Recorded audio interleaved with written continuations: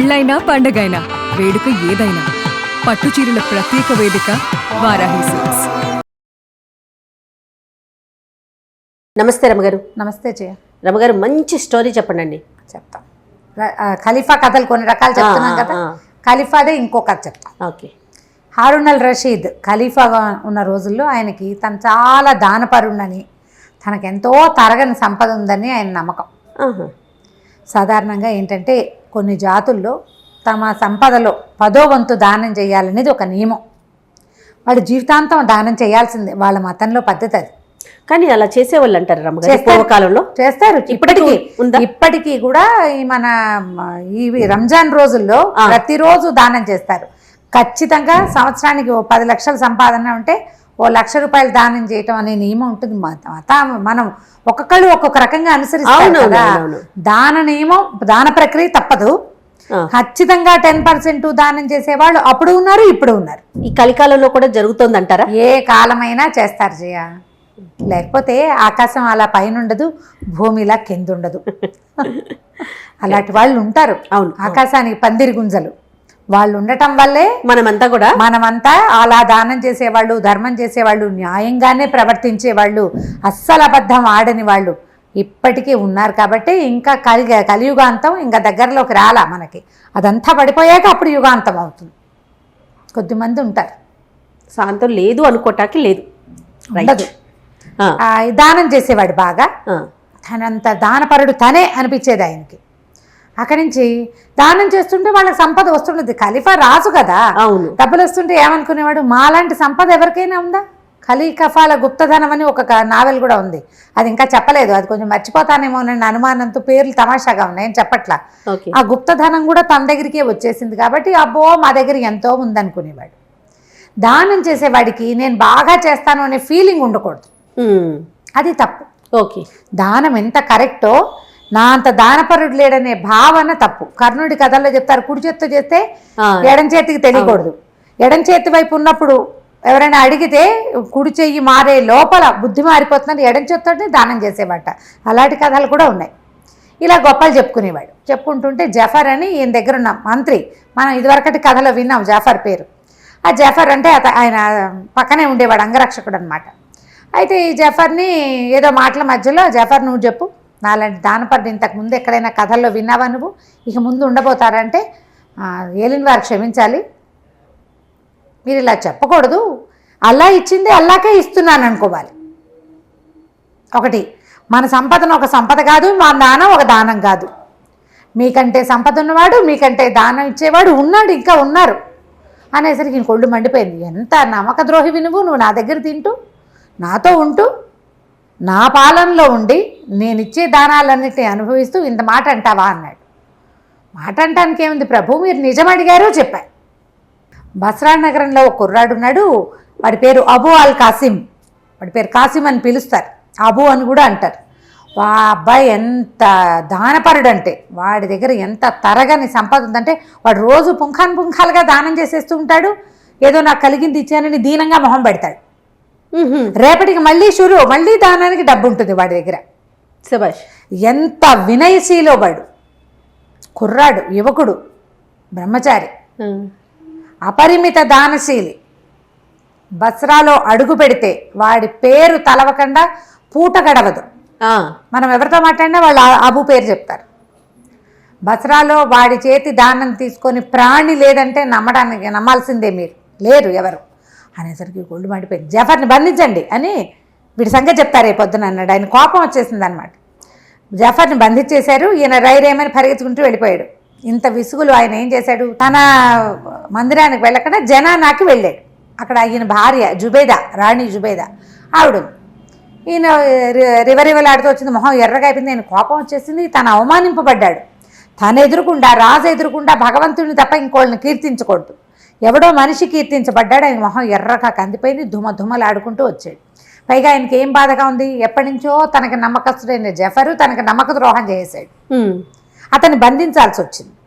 ఆ కోపంతో ఆయన చాలా ధోరణిగా వచ్చాడు. వచ్చేసరికల్లా ఈవిడేమనుకో, ఓహో ఈయన ఏదో మంచి కోపం మీద ఉన్నాడని ఆయనకి గులాబీల షర్బత్ ఇచ్చి చల్లబడతారనమాట. ఎండాకాలం పడుకోండి, ఇది రూ అఫ్జా లాంటిది, ఓకే. మొగలి పువ్వులు అవి ఉండే పరిమళ ఉండే ఒక మంచి తాజా షర్బత్ ఒకటి ఇచ్చి ఆయనకి కాళ్ళ కింద నీళ్ళ గిన్నె ఒకటి పెట్టించి కాళ్ళు చల్లబడేలాగా చేసి కోపం తగ్గాక ఏమిటి సంగతి అని కనుక్కో చెప్పాడు. జఫర్ ఎంత నమ్మక ద్రోహి తెలుసా, నా ముందు వాడు ఎవరినో పొగిడాడు అన్నాడు. అనేసరికి ఆవిడంది, లేకుండా ఎందుకు పొగుడతాడండి, ఉన్నాడేమో అసలు కనుక్కోండి.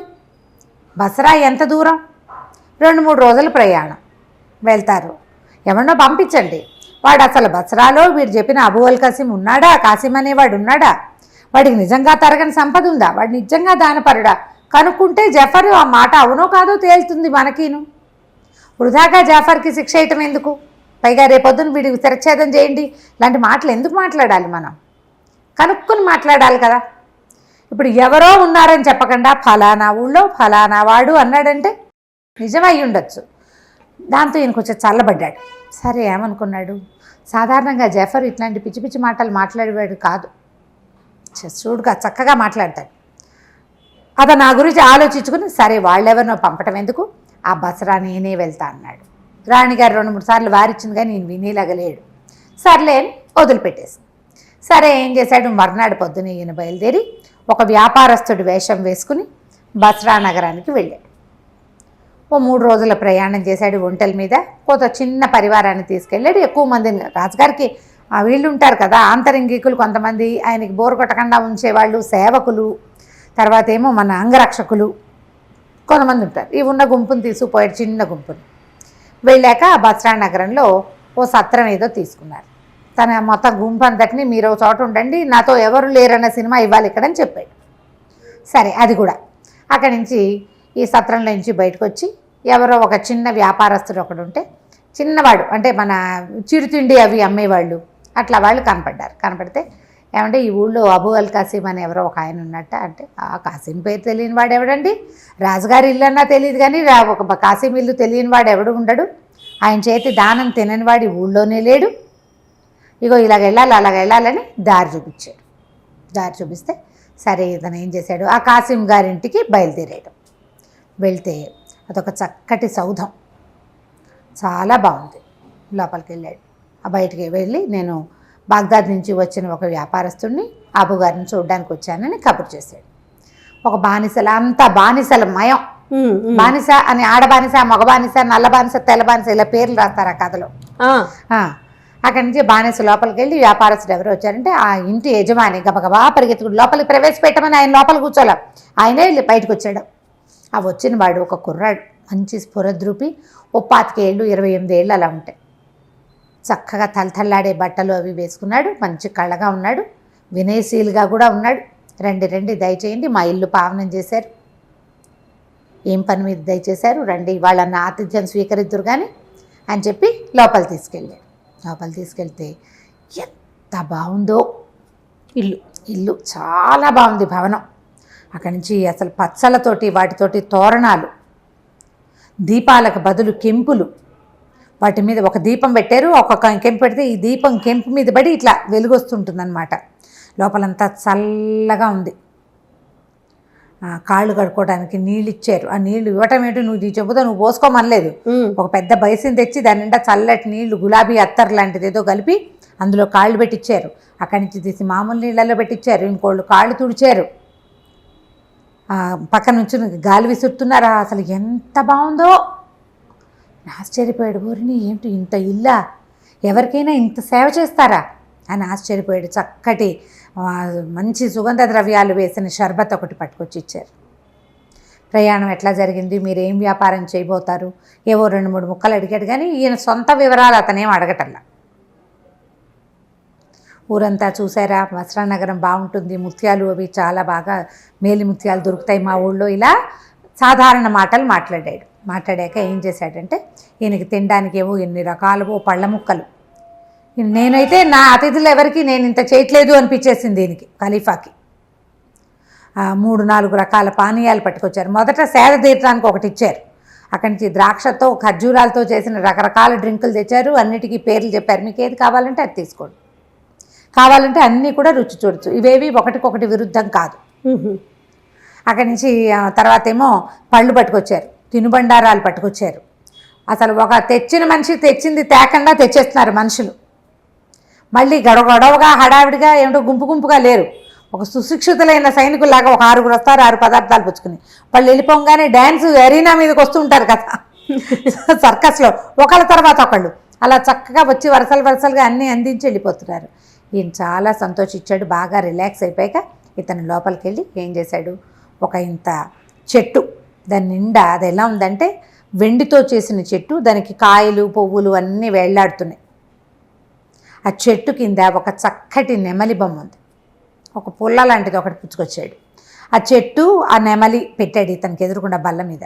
తన చేతిలో పుల్ల పెట్టుకుని ఆ పుల్లతో ఆ నెమలిని అట్లా కొట్టేసరికల్లా ఆ నెమలి గిర్రమని అలా తిరగటం మొదలుపెట్టింది. ఆ చెట్టు చుట్టూ తిరుగుతుంది. అది తిరుగుతుంటే అది పింఛం వీడుస్తుంటే దాని లోపల నుంచి రకరకాల సుగంధాలు, ఎన్ని రకాలు, ఎంత బాగుందో. ఆయన అట్లా మైమరిచి చూస్తూ ఉండగా చటుక్కుని అతను ఏం చేశాడు, ఆ చేత పుచ్చుకుని లోపలికి వెళ్ళిపోయాడు. నువ్వు ఒక వస్తువు చూపించావు, నువ్వు పూర్తిగా చూసి ఇదంతా ఏమిటి కనుక్కునే లోపల అవతల వాళ్ళు తీసిస్తే నీకేమనిపిస్తుంది? అదే కదా, ఆశాభంగంగా ఉంటుంది. నేను తెలిపాడు, ఇదేమిటి అతిథిని ఇట్లా అవమానిస్తాడా వీడు అనిపించింది. లోపలికి వెళ్ళిపోయి మళ్ళీ ఒక 5 నిమిషాలాగా వచ్చాడు. ఒక పాత్ర పట్టుకొచ్చాడు. పాత్ర అతను తేల వెనకాల ఒక బానిస కుర్రాడు వచ్చాడు. వాడి చేతిలో ఇట్లా పాత్రలే ఉంది. అది ఎలా అంటే పాన పాత్ర, మామూలు డ్రింక్స్ తాగుతారు కదా ఆ పాత్ర, కెంపు పాత్ర. అది ఒక పెద్ద కెంపుని మలిచారు ఇట్లా. ఆ కెంపులో ద్రాక్షాసవం పోసి చేతికిచ్చాడు. అసలు ఆ పాత్రే ఎంత బాగుందో, భలే అందంగా ఉంది. ఆ పాత్ర తీసుకున్నాడు. తాగి వెనక్కి ఇచ్చేసరికి మళ్ళీ నిండిపోయినట్టు కనపడుతోంది. అది 3 సార్లు తాగాడు. 3వసారి కూడా అది నిండిపోయింది.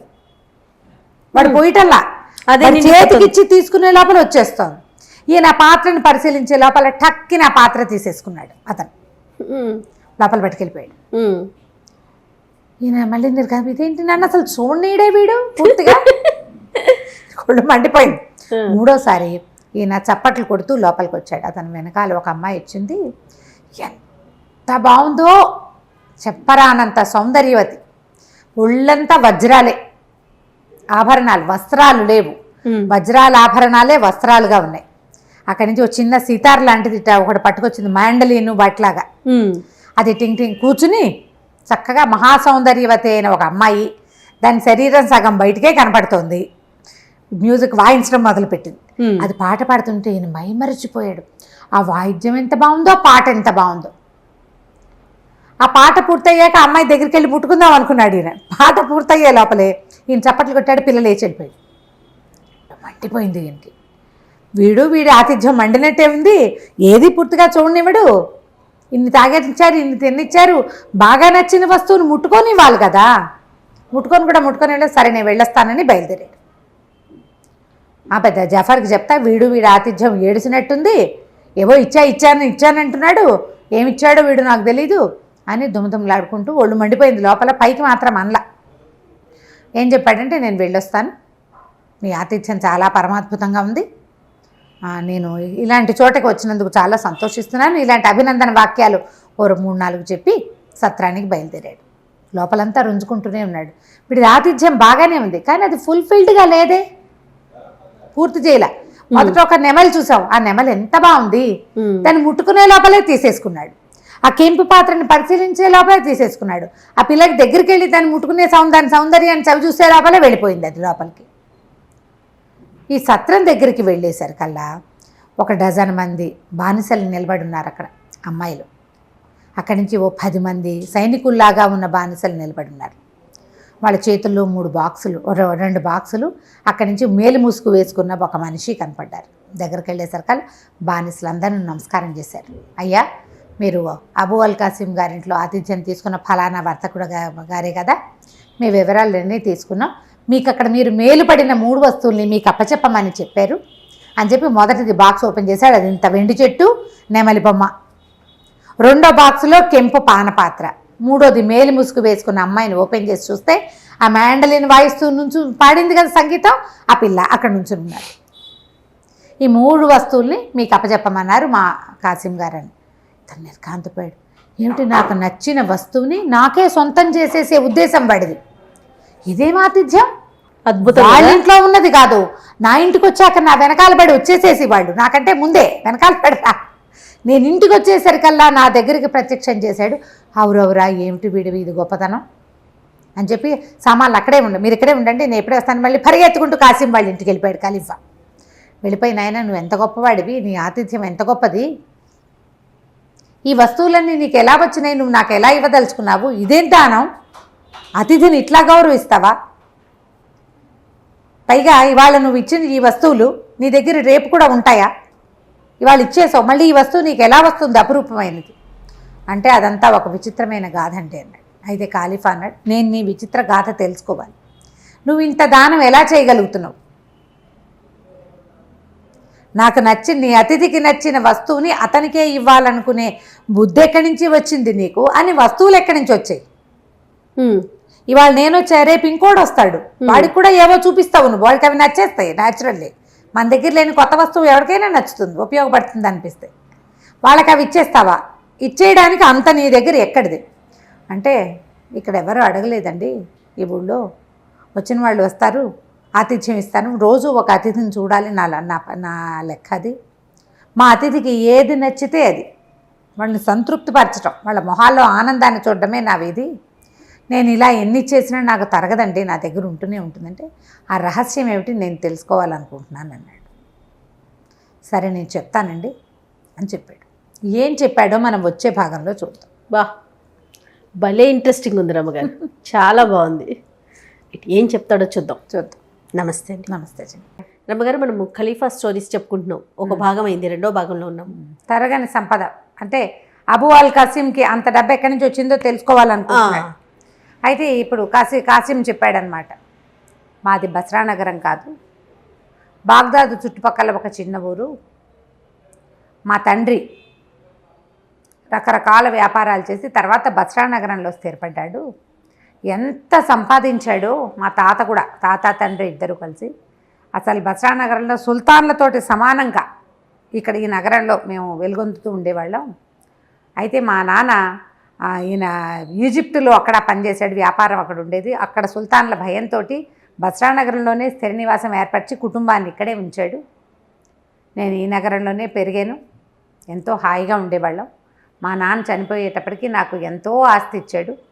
నేను ఈ అతిథులకి పెట్టడము, ఆటలు ఆడేయటము, ధారపోసేయటము, వాటితోటి మొత్తం సంపదంతా అవగొట్టేశాను. సంపదే లేదు నాకు, ఏమీ లేవు నా దగ్గర, ఏదో ఇల్లు బాకిలే ఉండేది. రోజువారీ తినడానికి తాగడానికి ఇంతమంది బానిసలు పనివాళ్ళు, వీళ్ళందరికీ జీతాలు భత్యాలు ఇవ్వద్దు. క్రమంగా నా సంపదంతా అడుగంటిపోయింది. నేను చాలా దీన స్థితిలో ఉండేవాడిని, చాలా దీనంగా ఉన్నాను, ఏం చేయాలో తెలియని ఒక దుస్థితిలో ఉండేవాడిని. ఒకనాడు రాజభవనం పక్క నుంచి నేను వెళ్తూ ఉంటే ఆ తెరల మాటున ఒక అమ్మాయి అందమైన మొహం కనపడింది నాకు, చాలా అందంగా ఉంది. అప్పటికి ఇంత పెద్దవాడిని కాదు, 18 ఏళ్ళు అలా ఉంటాయి నాకు, 19, 20 ఏళ్ళు కూడా లేవు. అయితే ఆ మొహం మళ్ళీ కనపడుతుందేమోనని నేను మళ్ళీ ఆ వైపు తిరిగాను. తీరా నాకు ఆ ముఖం కనపడింది. ఈ బస్రా సుల్తాన్కి ఎంతోమంది భార్యలు ఉన్నారు, ఆ భార్యల్లో ఒకతని నేను చూశాను. ఓహో. అయితే ఇంకా నాకు సంపద లేకపోయినా ఏదో తినడానికి ఉంది, నేను అక్కడక్కడే తిరుగుతూ ఆమెను ఆకర్షించడానికి ప్రయత్నం చేశాను, నా చిన్నతనంతో అనండి ఏదైనా కానీ. అయితే ఆమె ఏం చేసింది, కింద తోటలో తిరగడానికి వచ్చింది. నేను వెళ్ళి ఆమెను పలకరించాను, ఎవరికైనా తెలిస్తే కొంప మునిగిపోతుంది, నాకు నువ్వు నచ్చావు, కానీ బస్రా ఈ సుల్తాన్ భార్యలంటే సుల్తాన్ తోటి సంబంధ బాంధవ్యాలు ఉండవు, పాడుండవు, ఎవరికి వాళ్ళకి ఏవో ఒక మందిరం ఏర్పరుస్తారు, ఆ మందిరాల్లో పడుంటారు. వస్తే సుల్తాన్ ఒకసారి వస్తాడు ఎప్పుడో, సుల్తాన్ భార్య అని ముద్ర ఉంటుంది, ఇతరులు ఎవ్వరూ దాని వైపు చూడకూడదు, ఇంకా జనానాలోకి ప్రవేశపెట్టబడతారు. వాళ్ళు లోకల్ స్నేహాలు ఏమైనా చేసేస్తూ ఉంటారు, బయటపడితే ప్రాణాపాయం, పట్టుపడకుండా ఉంటే ఏదో వేషం వేస్తూ ఉంటారు. ఈ పిల్ల చాలా చిన్నది, ఇప్పటిదాకా నేను సుల్తాన్ మొహమే చూడలేదు, నేను అందగత్తనని ఉంచుకునే వాళ్ళుట. ఆ కథల్లో అలా కనపడలేండి, మనకు మాత్రం ఏం తెలుసు, మనం చూసాము, మన దేశంలో జరిగే వ్యవహారం కాదు కదా, అందుచేత మనకు తెలియదు. ఈ అరేబియన్ నైట్స్ కథల్లో అలాంటివి చూపిస్తారు. ఓకే. సంవత్సరానికి ఒకసారి కూడా సుల్తాన్తో గడిపే టర్న్ రాని వాళ్ళు కూడా ఉంటారు, అలా కూడా ఉంటుంది, ఆ కథల్లో చూపిస్తారు, మనకు తెలియదు. ఆ కథల్లో విని ఓహో కామోసుకో అనుకోవాలి మరి, అంతే. అయితే ఏమైంది, సరే ఏమందంటే నువ్వు రా మన ఇద్దరం పని చేద్దామని పిలిస్తే ఆనాటి రాత్రి ఆమె ఎలా దారి గుర్తు రాసిచ్చింది ఎట్లా రావాలో. ఆనాటి రాత్రి మేము పైకి వెళ్ళాం. మా కర్మగాలి ఆ రోజే సుల్తాన్ వచ్చే రోజు అయింది. ఆమె జీవితంలో మొదటి రోజు అదే. అబ్బా. అయితే ఇది ఎట్లా, ఒక పెద్ద నదిని ఆనుకుని సౌధం, ఆ సౌధానికి ఒక పక్కన పెద్ద తోట అట్లా ఉన్నాయి. అయితే ఏమైంది, మేమిద్దరం మనసు విప్పి మాట్లాడుకున్నాం. చెప్పాను నేను, నాకేం సంపద లేదు, ఏమి లేదు, ఏమీ అక్కర్లేదు, ఈ సుల్తాన్ తోట ఉండటం ఎందుకు, ఒక మగవాడికి పరిచర్య చేస్తూ వాడు చక్కగా సంపాదించి పెడుతుంటే తినాలని, సాధారణ జీవితం గడపాలని కోరుకుంటున్నానని చెప్పింది. అమ్మాయి పేరు లబీబా అనుకుంది. మేమిద్దరం ప్రేమించుకున్నాం. ఆ కాసేపట్లోనే ఒకళ్ళ మనసులో ఒకళ్ళకి పుచ్చుకున్నాం. ఇంతలో పెద్ద సందడి వచ్చింది. బానిసలు బోర్డంత మంది వచ్చారు. రాజు వచ్చే ముందు అట్లా వచ్చి అన్ని తలుపులు తీస్తారు. ప్రతి గది తలుపు తీయబడుతుంది. ఈ అమ్మాయి గది తీయబడింది. అమ్మో ఎవరో వస్తున్నారని నేను పారిపోయే లోపల, బానిసలంటే ఏదో మామూలుగా పనిచేసేవాళ్ళు కాదు, వాళ్ళు రాజుగారి వెనకాల ఉండేవాళ్ళు. ఒక రకంగా చెప్పాలంటే అంగరక్షకులు లాంటి వాళ్ళు. ఇద్దరు చెరో పక్కన ఒడిసి పట్టుకుని నన్ను లబీబాని కూడా నదిలోకి విసిరేసేశారు. రాజద్రోహ నేరం కింద ఆ అమ్మాయిని నదిలో పారేశారు, నన్ను కూడా పడేశారు. ఊహించని ఈ ప్రమాదానికి ఆ అమ్మాయి ఎటుకొట్టుపోయి చచ్చిపోయిందో ఏమో దొరకలేదు. నేను మాత్రం ఎట్లాగొట్లా ఆ నదిని దాటుకుని బయటపడ్డాను. బయటపడి దీన స్థితిలో ఉన్నాను. అయితే ఏమైందంటే వ్యాపారస్తుల బజార్లోకి వెళ్ళా. ఏం చేయాలో తెలియలే. భగ్న ప్రేమికుడైపోయాడు వీడు. తన వల్ల తన పైకి వెళ్ళకుండా ఉంటే అమ్మాయి చచ్చిపోయేది కాదు. రోజు ఓసారి అమ్మాయి మొహం చూసి బతికేసేవాడు కనీసం. అయ్యో ఇంత పని చేశాను, నా వల్ల ఇలా జరిగిందని నాకు కూడా చచ్చిపోదామని ఉంది. కానీ భగవంతుడు ఇచ్చిన జీవితాన్ని మనం అంతం చేయకూడదు. వాడు విసిరేశాడు, అమ్మాయి చచ్చిపోయింది, నేను చావలేదు కదా అంటే భగవంతుడికి నన్ను చంపడం ఇష్టం లేదనమాట. బతికుండమంటున్నాడని పరిదీన వదనంతో వ్యాపారస్తుల బజార్లో తిరుగుతున్నా. ఈ లోపల ఒక ఆయన కనపడ్డాడు. ఆయన ఎవర్రా నువ్వు, ఏమిట్రా అని అడిగితే నేను ఏం చేసి, ఇప్పుడు బాధగా ఉంది, నేను ఎంత పని చేశాను, నేను ఎంత దుర్మార్గుణ్ణి, నా వల్ల ఒక స్త్రీ చనిపోయింది, మా నాన్న ఇచ్చిన ఆస్తి అంతా తగలబెట్టేశాను అనగానే ఆయన చాలా ప్రేమగా నన్ను కావలించుకున్నాడు. నాకెవరూ లేరు, నువ్వు నాతో పాటు ఉండు కానరా, నీకు తండ్రిగా ఉంటాను నేను, నువ్వు నాతో ఉండని నన్ను తన ఇంటికి తీసుకెళ్ళాడు. అప్పుడప్పుడు ఇలా జరుగుతాయి. మనం ఒకళ్ళ మరణాలకి కారణమవుతాం, అలాగే ఒకళ్ళ అభ్యున్నతికి కూడా అనుకోకుండా మనం కారణమవుతాం. ఇప్పుడు ఆ అమ్మాయి చనిపోకపోతే నువ్వు నా దగ్గరికి చేరేవాడివి కాదు. చూసావా అమ్మాయి నీ ఉన్నతికి కారణమైంది అని నన్ను ఒప్పించాడు. నేను ఆయనతో పాటు ఉన్నాను. 3 సంవత్సరాలు ఆయనతో పాటే ఉన్నాను. ఆయనకి ఎంతో సంపద ఉంది. ఆయన వ్యాపారం ఏర్పరచడం అన్నీ నేర్పించాడు.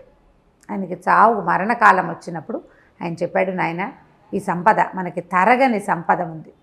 ఈ సంపద మనకి ఎట్లా పెరుగుతుందంటే నిరంతరము దానం చేయాలి, ప్రతిరోజు అతిథి పూజ చేయాలని తన సంపద అంతటినీ నాకు అప్పచెప్పాడు. ఆయన మరణించాడు, నేను ఆయన కొడుగ్గా ఉండిపోయా. రోజు ఇలాగే దానం చేస్తా. క్రమంగా నాకు ఈ డబ్బు ఎక్కడి నుంచి వస్తోందన్న అనుమానం మొదలైంది. ముందు ఒక సైనికాధికారి వచ్చాడు, ఒక అధికారి, చిన్న అధికారి వచ్చాడు. ఈరోజు దానం చేసేవాడి దగ్గర డబ్బు ఎక్కడిది అనేది ముందు మనం ఎదిరించి ఏదైనా ఒక రిపోర్ట్ వెళ్ళాలంటే ముందు చిన్నవాడు కదా వచ్చి చూస్తాడు, చిన్నవాడే పెద్దవాడికి ఇస్తాడు. ఈ చిన్నవాడు వచ్చాడు. వచ్చినప్పుడు ఏం చెప్పాడంటే, మా ఇంట్లో ఒకే ఒక ఆవు ఉండేది, ఆ ఆవు కూడా తిండి లేదు, ఈ మధ్య చచ్చిపోయింది, మాకు రొట్టెలు లేవు, పాలు లేవు, ఆవు లేదు అని చెప్పాడు. సరే నీకు రొట్టెలకి ఎంత అవుతుంది, ఆవుకి ఎంత కావాలి, నీకు ఎంత ఆవుకి కొనుక్కోవడానికి ఎంత కావాలి అని అడిగాను. 10 వరహాలు ఉంటే చాలు అన్నాడు. ఏమిటది, లంచం అన్నమాట. 10 కాదు 100 ఇస్తా, నెలకి 100 వరహాలు ఇస్తాను, తీసుకెళ్ళు, నువ్వు ఎక్కడుంటే అక్కడికి మీ ఇంటికి పంపిస్తా, ఈ దానం ఎక్కడి నుంచి చేస్తున్నానో నువ్వు అడగద్దు అని చెప్పాడు. సరేనన్నాడు. అప్పటి నుంచి ఇప్పటిదాకా వాళ్ళ ఇంటికి ప్రతి నెల 100 వరహాలు వెళ్ళిపోతాయి, వాడి పని అయిపోతాం. అక్కడి నుంచి ఒక కాజీ గారు వచ్చారు. నాయన ఏం పుణ్యకార్యం చేయాలి, ప్రతివాడికి తన దగ్గర ఎంత ఉంటే అందులో 10వ వంతు దానం చేయాలని చెప్పాడు. ప్రార్థనా మందిరంలో రోజు మీరు భోజనం పెడతారు. ఏం పెడతారు, రొట్టెలు, ఓ కూర, ఓ లస్సీ ఇస్తారు, మజ్జిగ ఇస్తారు, లేదా పానీయ ద్రాక్ష సవం లాంటిది ఇస్తారు. రొట్టెలు ఒక కూరయే కాదు, రొట్టెలతో పాటు 2 కూరలు, ఒక పప్పు, ఒక తినుబండారం తీపి, ఈ ద్రాక్షాసవం ఏదో ఒక షర్బత్ కాకుండా ద్రాక్షాసవం నేను ఏర్పాటు చేస్తాను. రోజు 1000 మంది తింటారు ఆ ప్రార్థనా మందిరంలో. మధ్యాహ్నం భోజనం పెట్టేస్తారు. ఏముంది, రొట్టెలు దొరుకుతాయి, ఒక కాస్త ఏదో షర్బత్ దొరుకుతుంది, అందులో ఒక కూర దొరుకుతుంది. మధ్యాహ్నం తాత్కాలిక భోజనం ఎవరికైనా దొరికేస్తుంది. అలా కాదు, అద్భుతమైన భోజనం పెడతా, ఇంకా మీరేం మాట్లాడకండి అని చెప్పాను. ఆయన కూడా ఒప్పుకున్నాడు. రోజు ప్రార్థనా మందిరాలకి భోజనం మన ఇంటి దగ్గర నుంచే వెళ్తుంది. అయిందా? అక్కడి నుంచి ఒక పెద్ద అధికారి వచ్చాడు, పైవాడు.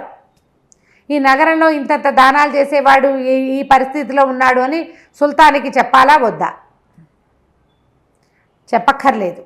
నా దగ్గరికి ఎక్కడి నుంచి డబ్బు వస్తుందో, నేను ఏం వ్యాపారం చేస్తానో మీకు లెక్కలక్కర్లా, మీకు ఏ లెక్క కావాలో అడగండి అని చెప్పాను. అతను నెలకి 1000 వరహాలు కావాలన్నాడు. నేను మిగిలిన వాళ్ళకి పంచాలన్నాడు, మాట్లాడకుండా ఉండడానికి. ఇలా లంచాలు ఇచ్చేస్తున్నా, వాళ్ళు వెళ్ళిపోతూ ఉంటాయి, డబ్బులు వెళ్ళిపోతాయి. అది కూడా దానం కిందే నేను భావిస్తున్నాను, లంచాన్ని కూడా నేను దానంగానే భావిస్తున్నాను. నేను నిరంతరం నాకు రోజు ఒక అతిథిని ఖచ్చితంగా నేను తెచ్చుకుంటా. వాకిట్లోకి వచ్చిన వాళ్ళని ఎవరినైనా తీసుకొస్తాను, వాళ్ళకి ఏది నచ్చితే అది ఇచ్చేస్తా. మరి ఇట్లా నీ దగ్గర సంపద తరిగిపోలేదా? ఎట్లా ఉంది నీకు? ఆ సంపద ఎక్కడిది? ఎవరిచ్చారు అంటే అతనే ఇచ్చాడని చెప్పాడు కదా. ఎక్కడుంది ఆ సంపద అంతా? ఎక్కడ దాచావంటే ఏమన్నాడు? నేను ఎవరికి చెప్పలేదండి అన్నాడు. కాదు, నేను అడుగుతున్నా, నేను అది తెలుసుకోవాలనుకుంటున్నా అనేసరికల్లా అతిథి ఏదైనా తెలుసుకోవాలనుకుంటే చెప్పాల్సింది, అది నియమం. ఓహో, అది నియమం, మేము పెట్టుకున్న నియమం. మా తండ్రి నాకు చెప్పాడు అట్లా. నీ అతిథి ఏది అడిగితే అది ఇచ్చేయాలి, నువ్వు ఏదైనా ప్రశ్న ఇస్తే సమాధానం చెప్పాలి. అందుకే ఈ కథ అంతా చెప్పా. సరే రండి, నేను మీకు చూపిస్తా. కాకపోతే ఏంటంటే మీ కళ్ళకు గంతలు కడతాను. నా దగ్గర ఎంత సంపద ఉందో చూద్దురు కానీ మీరు. కళ్ళకు గంతలు కడతా, నా చేతిలో కత్తి ఉంటుంది. మీరు ఏదైనా ఇతరత్ర నా సంపదని ఏదైనా ఇబ్బంది పెడితే కనుక మిమ్మల్ని ఖండించేందుకు నాకు అధికారం ఇవ్వాలి మీరు అన్నాడు. ఖలీఫా ఒప్పుకున్నాడు. అదంతా కంటితో చూడాలని ఉంది ఆయనకి, వీడి దగ్గర ఎంత ఉంది అని. సరే, ఈ ఒకడు ఏం చేశాడు, కాసిము ఖలీఫా కంటికి గంతలు కట్టేశాడు. అక్కడి నుంచి ఒక సొరంగంలోకి తీసుకెళ్ళాడు. ముందు అక్కడి నుంచి ఎన్ని మలుపులు నడిచారో, ఎంత లోపలికి తిరిగాక కట్లోడ తీశాడు. చూస్తే అది మహాపెద్ద సౌధం. దాని నిండా వజ్రాలు, రత్నాలు, వైడూర్యాలు. ఇతను చూశాడే చెట్టు, ఈ నెమలి గుండ్రంగా తిరుగుతూ సుగంధాలు వేసలేదు, 100 ఉన్నాయి అవి అక్కడ. ఆ కెంపు పచ్చల పానపాత్రలు లక్షల్లో కనపడుతున్నాయి, డబ్బాల నిండా అవే. తీసిన కొద్దీ రీప్లేస్ అయిపోతాయి. ఓహో, తీసిన కొద్దీ వస్తాయి. అపురూపమైన వస్తువులు ఒక గదుల నిండా ఉన్నాయి. ఇక అంతా ధనమే. ఆశ్చర్యపోయాడు తను. ఇంత ఉండి వాడు సింపుల్గా, చాలా దీనంగా, మీకు నేను సహాయం చేశానా, మీరు ఇదిగా ఉన్నారా, మీరు ఆనందించారా అంటాడు. అక్కడి నుంచి చాలా అద్భుతంగా చేశానంటే అల్లా ఇచ్చింది అల్లాకే ఇస్తున్నానంటాడు. వినయశీలిగా ఉన్నాడు. ఆశ్చర్యపోయాడు ఆయన. మొత్తం అంతా తిరిగి చూసి, నీ దగ్గర ఉన్న సంపద భూప్రపంచంలో ఎవరి దగ్గర లేదు, ఖలీఫా దగ్గర ఉండే అవకాశం లేదు. ఖలీఫాకి తెలుసు తన దగ్గర ఏముందో. కళ్ళ గంతలు కట్టే పైకి వెళ్ళిపోతా ఉన్నాడు. వెళ్ళిపోయాడు. వెళ్ళి సత్రానికి వెళ్ళిపోయాడు. తనకిచ్చిన 3 యాక్సెప్ట్ చేశాడు. అవి తన బాగ్దాద్ నగరానికి తీసుకెళ్ళాడు. భార్యకి చూపించాడు. ఆ అందంగా పాటలు పాడే అమ్మాయిని కూడా వాళ్ళ ఆస్థానంలో ఉంచుకున్నారు, జనానాలో ఉంచుకున్నారు. అమ్మాయి పాటలు పాడుతుండేది, ఆ పాటలు పాడే పిల్ల. అక్కడి నుంచి చెప్పాడు రాణికి, వాడి దగ్గర ఉన్న సంపద చిన్నది కాదమ్మా, మనం 10 సార్లు హెచ్చవేసినా వాడి దగ్గర ఉన్న గదుల్లో ఓ గదికి కూడా రాం మనం. అబ్బా, అంతుంది వాడి దగ్గర. కానీ వాడు చాలా వినేశీలి. మీరు సంతోషించారని దిగులుగా అడుగుతాడు. మీకు ఆనందం కలిగించానా, నేను మీకు సరిపడా సేవ చేశానా అంటాడు. అలాంటి వాడికి ఏదైనా చేయాలనుకున్నాడు. ముందు అతన్ని జాఫర్ని అరెస్ట్ చేయించాడు కదా, జాఫర్ని వదిలేసి జాఫర్కి క్షమాపణ చెప్పుకున్నాడు. నువ్వు చెప్పింది నిజం, అబూ అల్ కాసిం లాంటి దాతని నేను ఎక్కడా చూడలే, వాడి దగ్గర ఉన్న సంపద ఎవరి దగ్గర లేదు భూమి మీద అని చెప్పి వీటిని మనం గౌరవించాలి. ఎలా చేద్దాం అంటే, అప్పుడు ఆ బస్రా నగరం ఈయన పాలనలో ఉన్నదే, ఖలీఫా పాలనలో. అక్కడ ఏదో ఒక సుల్తాన్ ఉన్నాడు, నగర పాలకుడుగా చేద్దాం వీడిని అని భావించి, సరే అక్కడ పాలకుడు అని కాగితం రాసి పంపించద్దు, వాడిని మన ఇంటికి పిలుద్దాం, ఖలీఫా దగ్గరికి పిలుద్దాం, మన రాజ్యాన్ని పిలిచి బాగ్దాద్ నగరాన్ని పిలిచి చేద్దాం అనుకున్నారు. సరే అంటే అభిషేకం చేయాలి, రాజ్యాభిషేకం లాంటిది. అతనికి ఆ పదవి ఇవ్వాలన్నమాట. కట్టబెట్టడానికి వచ్చిన క్రియ ఉంటుంది కదా. సరే ఉత్తరం రాశారు. ఖలీఫా నుంచి పిలుపు వచ్చింది. అబూ అల్ కాసిం ఏం చేశాడు, తన జనాలతోటి పాటు వచ్చాడు. వస్తే రాజుగారు చాలా సంతోషించి, అప్పుడు అతను గుర్తుపెట్టాడు తన దగ్గరికి వచ్చిన వ్యాపారస్తులే ఖలీఫా అని. 2 కావలించుకున్నారు. ఈయన తనే స్వయంగా స్నానశాలకు తీసుకెళ్ళి దగ్గరుండి స్నానం చేయించి మంచి పట్టు పుట్టాలు కట్టబెట్టించి అక్కడి నుంచి ఓ చోట కూర్చోబెట్టి చప్పట్లు కొట్టాడు. ఎవరక్కడ మంచి ద్రాక్ష సవం తీసుకురండి అంటే ద్రాక్ష సవం తీసుకొచ్చింది. ఒక బానిస అందంగా ఉంది అమ్మాయి. అమ్మాయిని చూడగానే కెవ్వని కేకబెట్టి పడిపోయాడు వీడు. పడిపోయేసరికి రాజు ఆశ్చర్యపోయాడు. ఖలీఫా ఏమిటి ఎందుకు పడిపోయాడని అతని మొహం మీద పన్నీర్ జరి లేపితే లబీబా అని ఏడ్చాడు. ఆ బానిసే లబీబా. ఓహో, ఇది ఒక విచిత్రం అనమాట. నదిలో పడిపోయిన ఆ లబీబా ఒక బెస్తవాడికి దొరికింది. అతను బతికిచ్చాడు. బతికిచ్చి ఈ అమ్మాయిని రాజస్థానానికి బానిసగా అమ్మేశాడు. అప్పట్లో పద్ధతులు అవి. స్త్రీలను బానిసలుగా అమ్మేసేవాళ్ళు, పురుషులు కూడా అమ్మేసేవాళ్ళు. వాళ్ళకి దొరికితే అమ్మేయడమే, కట్టేసి అమ్మేస్తారు అంతే. ఇంకా తప్పించుకోలేకపోతే ఇక అక్కడ పడి పని చేసుకుంటూ అంతే. పారిపోయేవాడు పారిపోతూ ఉంటాడు. అయితే ఆ లబీబాని చూడంగానే రాజుగారు అన్నాడు, సరే ఈ అమ్మాయి చూడు ఎంత అందంగా ఉంది, సుల్తానికి భారీగా ఉండవలసింది చచ్చిపోయి మళ్ళీ ఇక్కడ బతికి ఇక్కడ ఇలా వచ్చిందని వెంటనే ఆ అమ్మాయి బానిస పదవి నుంచి ఇచ్చేసి ఆ అమ్మాయిని ఇచ్చి కాసింకి ఇచ్చి పెళ్లి చేసి అతన్ని బస్రా నగర పాలకుడుగా నియమించి సంతోషంగా మళ్ళీ సాగనంపాడు. కథ కంచికి మనం ఇంటికి. నమస్తే రమ్మగారు. నమస్తే చేయండి.